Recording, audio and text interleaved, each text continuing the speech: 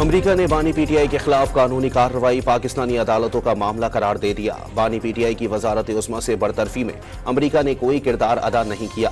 پاکستانی سیاست کا معاملہ پاکستانی عوام کو اپنے قانون اور آئین کے مطابق طے کرنا ہے۔ ترجمان امریکی محکمہ خارجہ میتھیو ملر کی بریفنگ۔ بانی پی ٹی آئی کی ہدایت پر بشرا بی بی لاہور پہنچ گئیں۔ بشرا بی بی لاہور میں زمان پارک میں قیام کریں گی۔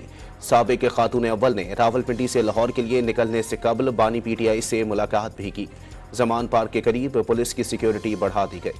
دنیا کے آلودہ شہروں کی فہرست میں لاہور آج بھی دوسرے نمبر پر۔ اسموگ روکنے کے لیے لاہور کے ہاٹ اسپاٹ علاقوں میں گرین لاک ڈاؤن، تعمیرات، کمرشل جنریٹر اور چنگچی رکشے چلانے پر پابندی۔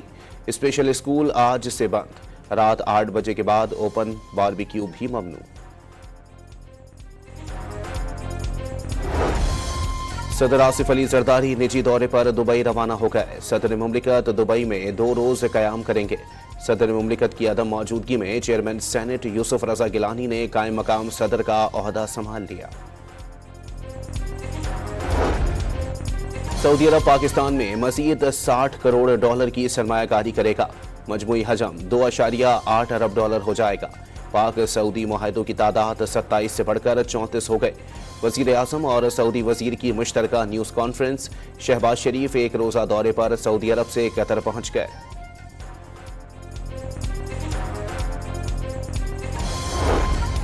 ججز تقرری کمیشن کے لیے حکومت اور اپوزیشن کے 4 نام سامنے آ گئے۔